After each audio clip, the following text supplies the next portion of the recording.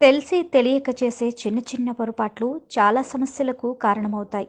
ఇవన్నీ కొంతమంది చాదస్తమని కొట్టిపారేస్తారు. ఇవి ఆచరిస్తారా లేదా అనేది వారి వారి వ్యక్తిగతం. సంప్రదాయంలో భాగంగా మన పెద్దవాళ్ళు ఆచరించిన కొన్ని నియమాలు మనం ఇప్పుడు తెలుసుకుందాం. తులసి చెట్టు ఆకులు గోటితో గిల్లకూడదు. ఆడవారు అస్సలు కోయకూడదు.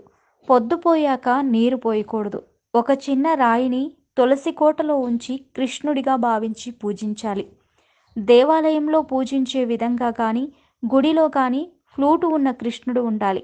గృహంలో ఫ్లూటు ఊదుతున్నట్లు కృష్ణుడి విగ్రహం ఉండకూడదు. ఆవుతో ఉన్న కృష్ణుడి విగ్రహం మంచిది. ఇంటికి వచ్చిన సుమంగలికి కుంకుమ బొట్టు పెట్టి పంపాలి. రాత్రిపూట గాజులు తాళి పక్కన తీసి పెట్టకూడదు. తాళిబొట్టులో దేవతా విగ్రహాలు డాలర్స్ వేసుకోకూడదు. పిన్నీసులు వేయకూడదు. దేవుడికి వాడిన పసుపు మంగళసూత్రంకి పెట్టాలి. అపశకునాలు మాట్లాడకూడదు. తదాస్తు దేవతలు మన భుజాలపైనే ఉంటారు. వారానికి ఒక్కసారైనా ఇల్లు తుడిచే నీటిలో ఉప్పు వేయాలి. డబ్బు నగలు పెట్టే బీరువాకు అద్దం ఉండకూడదు. అందులో ముఖం చూసుకోవడం, తల దువ్వడం లాంటివి చేస్తే డబ్బు అస్సలు నిలవదు.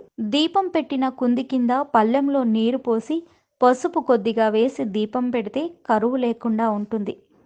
విడిచిన బట్టలు కాలితో తొక్కకూడదు. స్నానం చేసి తుడుచుకున్న టవల్ ఇంటి తలుపు పైన వేయకూడదు. ప్రతిరోజు ఇంట్లో దీపారాధన అలవాటు చేసుకోవాలి. వారానికి ఒక్కసారైనా గడపకు పసుపు కుంకుమ పెట్టాలి. ఉదయం లేవగానే పాసిమొహంతో అద్దం చూడకూడదు. తల దువ్వకూడదు. భోజనం చేస్తున్న సమయంలో ఎవ్వరినీ తిట్టకూడదు. స్నానం చేసి విడిచిన బట్ట మళ్ళీ కట్టకూడదు. మంగళవారం, శుక్రవారం క్షౌర సంస్కారం చేయకూడదు. గోర్లు తీయకూడదు. పేనులు కుక్కడం, దువ్వడం చేయకూడదు. 2 చేతులతో తల గోకకూడదు. గోర్లు కొరుకుతూ ఉండకూడదు. కాలుపై కాలు వేసి ఆడిస్తూ ఉండడం మంచిది కాదు. గుమ్మం చిలుకు ఆడించకూడదు. తినేటప్పుడు తుమ్మితే చేయి కడిగి మళ్ళీ తినాలి. వెండి వస్తువులు బహుమతులుగా ఇవ్వకూడదు.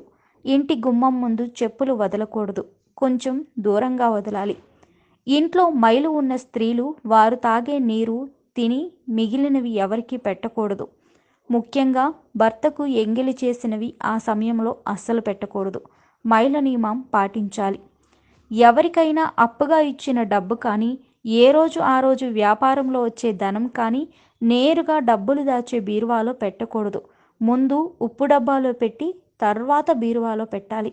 జీతం రాగానే ఆ డబ్బుతో ముందు శుక్రవారం నాడు ఉప్పు కొనాలి. అప్పుడు ధనం ఇంట్లో నిలుస్తుంది.